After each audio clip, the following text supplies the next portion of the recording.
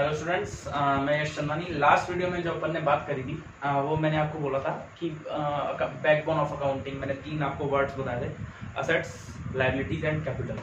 ठीक है, अब मैंने आपको बोला था कि अकाउंट्स में कुछ की पॉइंट होते हैं जिससे अपन को अकाउंट्स में टच होने के लिए वो समझना जरूरी है। ठीक है, वो 3 वर्ड्स तो मैंने आपको बता दी जो मोस्ट इंपोर्टेंट होते हैं, जो बैकबोन होते हैं। बाकी अब मैं आपको कुछ वर्ड्स और बताने जा रहा हूँ जिससे आप बिल्कुल टच हो जाएं। और इंट्रोडक्शन की ये लास्ट वीडियो है, जैसा मैंने आपको लास्ट वीडियो में बताया था, ये लास्ट वीडियो है इंट्रोडक्शन की। उसके बाद अपन नेक्स्ट स्टेप पे चलेंगे अकाउंट्स के। अभी मैं आपको जो नेक्स्ट की पॉइंट्स बताने जा रहा हूं उसमें 4th पॉइंट है एक्सपेंसेस। ठीक है, 4th पॉइंट है expenses. Expenses, what is expenses? सबको पता है। जैसे एक्सपेंसेस क्या होते हैं, अगर मैं उसको हिंदी में बताऊं तो यानी खर्चे, इनकर्ड करना। ठीक है, डन करना। मतलब एक्सपेंसेस लाइक जैसे कोई भी अगर बिजनेसमैन है, बिजनेस कर रहा है, कोई भी बिजनेसमैन अगर बिजनेस कर रहा है तो उस बिजनेस को रन करने के लिए कोई ना कुछ जो पेमेंट है वो करता है, कुछ ना कुछ पेमेंट करता है। यानी रेवेन्यू अर्न करने के लिए, रेवेन्यू अर्निंग्स करने के लिए, ठीक है, इनकम प्राप्त करने के लिए, अर्न करने के लिए वो कुछ ना कुछ खर्चे करता है। Like transportation, salary, rent. अगर वो उसकी, मान लो कोई बिजनेसमैन बिजनेस कर रहा है, उसकी लैंड जो है वो रेंटेड है, रेंट प्रॉपर्टी है, यानी किराए पे है, तो उसका रेंट देता है। तो ये सारे खर्चे, ये सारे जो वो पेमेंट करता है, व्यय करता है, वो क्या होते हैं? एक्सपेंसेस होते हैं। क्या? एक्सपेंसेस। अगर मैं इसको अकाउंटिंग की लैंग्वेज में आपको बोलूं, अगर एज ए डेफिनेशन में आप लोगों को बताऊं तो इसको क्या बोलेंगे? दोज एक्सपेंसेस, यानी या दोज पेमेंट, क्या बोला मैंने? यानी those payment who incurred for earning profit। क्या? who's incurred for earning profit, मतलब प्रॉफिट अर्न करने के लिए जो पेमेंट किए जाते हैं, प्रॉफिट अर्न करने के लिए जो, यस,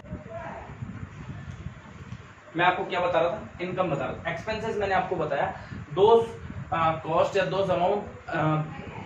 दोज कॉस्ट और those amount done for earn income. क्या? इनकम अर्न करने के लिए, या इसको मैं ऐसे लिख सकता हूं, रेवेन्यू, अर्न रेवेन्यू।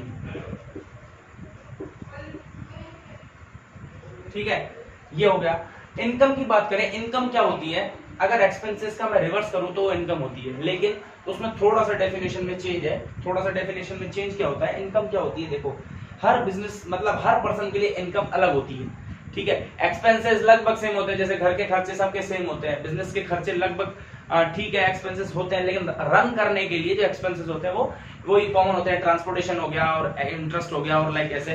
ठीक है, इनकम की बात करूं तो इनकम हर पर्सन के लिए अलग होती है। जैसे अगर कोई व्यक्ति जॉब करता है तो उसके इनकम क्या है? सैलरी। कोई बिजनेस कर रहा है तो उसके लिए इनकम क्या है? प्रॉफिट। यानी कहीं भी हो मान लो कोई दलाल है, जैसे दलाल यानी ब्रोकर है, जैसे कोई मतलब वो प्लॉट दिलाने वाला है। ठीक है, अगर वो कोई ब्रोकर है तो उसके लिए इनकम क्या है? ब्रोकरेज है। और कोई एजेंट है, जैसे LIC के एजेंट होते हैं, अगर कोई एजेंट है तो उसके लिए इनकम क्या है? कमीशन है। तो हर पर्सन के लिए इनकम क्या होती है? अलग होती है। लेकिन अगर मैं बिजनेस पर्पस से बात करूं तो बिजनेस पर्पस वाले के लिए इनकम, जैसे मैंने एक्सपेंसेस बिजनेस पर्पस वाले के लिए बताया।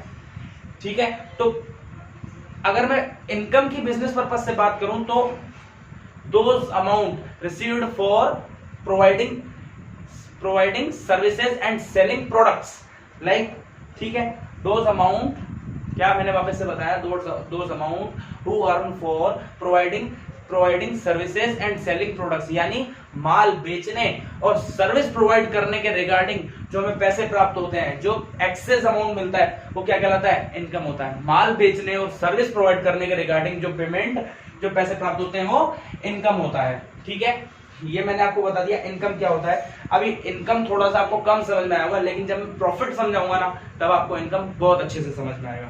ठीक है, लेकिन मैं इनकम के आपको एग्जांपल थोड़ा सा मैं लिख देता हूं। Those amount who earn for providing service and selling product। ठीक है, those amount who earn for providing service and selling product, यानी सर्विस प्रोवाइड करने और गुड्स सोल्ड करने या प्रोडक्ट सोल्ड करने के रिगार्डिंग जो हमें मिलता है वो क्या होता है, इनकम होती है। अब मैंने आपको बोला, जैसे मैंने की पॉइंट बहुत सारे बताने हैं मुझे, तो मैं अगला की पॉइंट बता रहा हूं, उससे आपको इनकम और एक्सपेंसेस अच्छे से समझ आएगा। 6th में बताऊंगा आपको प्रॉफिट एंड 7th में आपको बताऊंगा लॉस। ठीक है, अब आप कहोगे सर इनकम और प्रॉफिट, एक्सपेंसेस और लॉस, इनकम और प्रॉफिट में क्या फर्क है? एक्सपेंसेस और लॉस में फिर भी समझ आ रहा है, लेकिन इनकम और प्रॉफिट में क्या डिफरेंस है? देखो, प्रॉफिट क्या होता है और इनकम क्या होती है। इनकम सोर्सेस बहुत सारे हो सकते हैं, लेकिन प्रॉफिट जो होता है वो एक फिक्स्ड होता है। क्या होता है? फिक्स्ड होता है। यानी लास्ट में बिजनेस पर्पस क्या होता है, बिजनेस का मेन पर्पस क्या होता है। जैसे आप अभी आगे पढ़ोगे कि आपकी बुक में जैसे advantage of accounting, disadvantage of accounting, advantage of business, disadvantage of business, तो उसमें आप क्या पढ़ोगे, जो मेन जो वो है फीचर है बिजनेस का, वो क्या होता है? प्रॉफिट अर्न करना होता है। क्या होता है? प्रॉफिट अर्न करना। और मैं अगर इसको थोड़ा सा एक बेसिक लैंग्वेज में मैं आपको बताऊं तो प्रॉफिट क्या होते हैं, मैं यहां लिख रहा हूं इनकम और मैं यहां लिख रहा हूं एक्सपेंसेस। ठीक है, अगर इनकम ज्यादा है, अगर इनकम मोर देन है expenses, if income is more than expenses then is equal to profit. ठीक है, और अगर मैं इसको रिवर्स कर दूं, if income is less than expenses then is equal to loss। बोल सकता हूं क्या इसको? बोलो, इसको बोल सकता हूं क्या? तो अब अगर मैं बिजनेस पर्पस की बात करूं तो इनकम क्या हुई? माल बेचने से संबंधित, यानी खर्चे क्या हुए? खर्चे यानी देखो रेवेन्यू अर्न करने, ये रेवेन्यू अर्न करने यानी जो इनकम है वो अर्न करने के लिए जो पैसे चुकाए जाते हैं वो एक्सपेंसेस होता है। यहां तक बात समझ आई? रेवेन्यू अर्न करने या इनकम अर्न करने के लिए जो एक्सपेंसेस, जो अमाउंट पेड किया जाता है, ठीक है, जो अमाउंट पेड किया जाता है, कॉस्ट बनाई जाती है, उसको क्या बोला जाता है? एक्सपेंसेस बोला जाता है। बात मैं कर रहा हूं इनकम की। इनकम की बात मैं अगर करूं तो प्रॉफिट से देखो, प्रॉफिट से उसको रिलेट करो। Those amount who earn for providing services and selling it's product, यानी माल बेचने और सर्विस प्रोवाइड करने के रिगार्डिंग जो पैसा अर्न होता है, जो पैसा मिलता है, वो इनकम होती है। ठीक है, जैसे मैंने आपको बताया इनकम हर उसके लिए अलग हो सकती है। तो बिजनेसमैन के लिए इनकम क्या होगी? गुड्स को सेल करना, और या अगर कोई सर्विस प्रोवाइडर है जो बिजनेस कर रहा है, सर्विस प्रोवाइडर भी बिजनेसमैन होते हैं। जैसे बैंक है, वो एक सर्विस प्रोवाइडर है, लेकिन वो भी एक बिजनेस है। तो सर्विस प्रोवाइडर के लिए प्रोवाइडिंग सर्विस, ठीक है, एंड जो बिजनेसमैन है जो गुड्स प्रोडक्ट का सेल परचेस करता है, उसके लिए सेलिंग प्रोडक्ट, यानी providing services and selling it's product. Amount earn, those amount who earn for providing services and selling product. ठीक है, यानी माल बेचने और सर्विस प्रोवाइड करवाने के रिगार्डिंग जो पैसा मिलता है वो एक इनकम होती है बिजनेसमैन के लिए। तो प्रॉफिट क्या होता है? अगर वो इनकम एक्सपेंसेस से ज्यादा है तो क्या होगा? प्रॉफिट होगा। यानी इनकम अगर मोर देन है expenses then it's called profit. If income is less than expenses then it's called loss. ठीक है, यहां तक समझ में आ गया? अब मुझे लगता है income, expenses, profit and loss आपको समझ में आ गया होगा। ठीक है, नेक्स्ट मैं आगे चल रहा हूं टॉपिक पे, गुड्स। क्या? गुड्स यानी क्या होता है? माल होता है। गुड्स यानी क्या होता है? माल होता है। अब मैं अगर आप सबको पता है गुड्स क्या होता है, देखिए, लेकिन मैं इसको अकाउंटिंग की लैंग्वेज में बात कर रहा हूँ। हर चीज में देखो मैं बोल रहा हूँ अकाउंटिंग की लैंग्वेज में मैं बोल रहा हूँ, क्योंकि इन सब का मतलब एक बेसिक लैंग्वेज में और जेन्युइन वे में भी अलग होता है। लेकिन हम यहाँ अकाउंटिंग पढ़ रहे हैं तो हम अकाउंटिंग लैंग्वेज की बात करेंगे। गुड्स क्या होता है? बिजनेसमैन जिस भी चीज का बिजनेस कर रहा है ना, जिस भी थिंग का बिजनेस कर रहा है, बिजनेसमैन जिस भी थिंग का बिजनेस कर रहा है, लाइक मैं एक बिजनेसमैन हूं एंड मैं इस मार्कर का बिजनेस करता हूं। ठीक है, तो ये मार्कर मेरे लिए क्या है? गुड्स है। ये मार्कर मेरे लिए क्या है? गुड्स है। यानी जिस भी एक बिजनेसमैन जिस प्रोडक्ट का बिजनेस करता है, जिस प्रोडक्ट का परचेज सेल करता है, जिस प्रोडक्ट का बिजनेस करता है, वो क्या होता है? गुड्स होता है। समझ में आया? जिस प्रोडक्ट का क्या करता है? परचेज सेल करता है, वो क्या होता है? यानी जिस भी चीज का बिजनेस करता है, कोई भी थिंग हो सकती है, लाइक मैं अगर इसका कर रहा हूँ, कोई हो सकता है जिसका बोर्ड का करता है, कोई लाइट का करता है, कोई मोबाइल फोन का करता है। तो मोबाइल फोन का जो बिजनेसमैन है उसके लिए मोबाइल फोन क्या है? गुड्स है। ठीक है, गुड्स समझ में आ गया? नेक्स्ट मैं आपको समझा रहा हूं स्टॉक।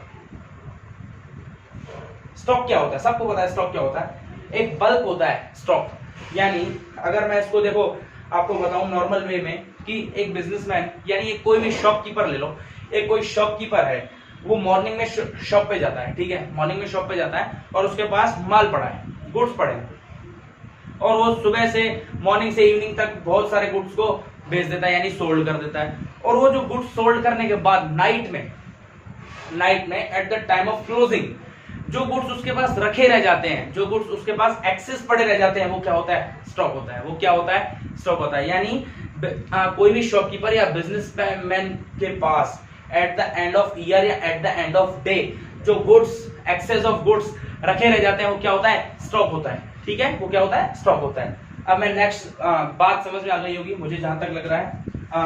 अब मैं नेक्स्ट स्टेप पे चल रहा हूं। स्टॉक के बाद एक चीज और मैं आपको बता रहा हूं, देखिए परचेज, और परचेज के साथ साथ मैं आपको सेल भी बता देता हूं। ठीक है, परचेज एंड सेल। देखो यहां देखो, हो सकता है वहां नहीं दिख रहा हो, परचेज और सेल। परचेज क्या होता है, सेल क्या होता है, मैंने आपको गुड्स बताया। ठीक है, मैंने आप लोगों को गुड्स बताया। तो गुड्स के रिगार्डिंग अगर मैं बात करता हूं, गुड्स के रिगार्डिंग अगर मैं बात करता हूं कि परचेज और सेल क्या होता है, देखो मैंने आपको गुड्स का क्या बताया था, बिजनेसमैन जिस भी थिंग का बिजनेस करता है वो गुड्स होते हैं। ठीक है, जिस भी चीज का बिजनेस करता है वो गुड्स होते हैं। और बिजनेसमैन जिस चीज का बिजनेस करता है, बिजनेस यानी sale and purchase of product, sale and purchase of product यानी sale of purchase of goods, यानी जिस चीज का बिजनेस कर रहा है उसको खरीदता है और उसको बेचता है, उसको खरीदता है और उसको बेचता है। तो यानी खरीदना होता है परचेज और बेचना होता है सेल। बिजनेसमैन जिस भी चीज को बिजनेस कर रहा होता है, यदि उसको खरीदता है तो वो परचेज है और उसी को बेचता है तो वो सेल है। लेकिन जैसे अगर मैं बिजनेसमैन हूं और मैं ये पेन बनाता हूं, मान लो ये मेरा ये मार्कर का बिजनेस है, अगर मैंने मार्कर खरीदा यानी मैंने मार्कर कहीं से परचेज कर लिया तो वो परचेज है। ठीक है, और मैंने इसको किसी को दे दिया, बेच दिया तो वो सेल है। लेकिन अगर मैं मार्कर का बिजनेसमैन हूं और मैंने बोर्ड परचेज कर लिया, देन ये परचेज नहीं है, ये क्या है, ये बोर्ड ही है। ये क्या है, ये एसेट है। ठीक है, अगर मैं पेन खरीदता हूं तो मैं उसको पेन लिखूंगा, पेन नहीं लिखूंगा, परचेज लिखूंगा, क्योंकि मैं पेन का बिजनेसमैन हूं। लेकिन मैं बोर्ड खरीदता हूं तो उसको मैं क्या लिखूंगा, बोर्ड लिखूंगा, परचेज नहीं लिखूंगा। ऐसे ही सेल के रिगार्डिंग अगर मैं पेन सेल कर रहा हूं, बेच रहा हूं, तो उसको मैं सेल लिखूंगा। लेकिन अगर मैं बोर्ड बेच रहा हूं तो मैं उसको सेल नहीं लिखूंगा, बोर्ड ही लिखूंगा। ठीक है, तो परचेज, बिजनेसमैन जिस चीज का बिजनेस करता है अगर वो चीज खरीदता है तो परचेज और उसी को बेचता है तो सेल। ठीक है, यहां तक समझ में आ गया। अगला 3 चीजें और बच गई। एक तो बचता है डेटर, एक बचता है क्रेडिटर,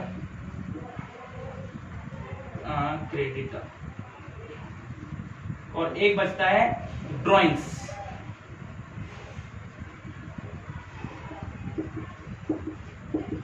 ठीक है, ये मैंने आपको बता दिया,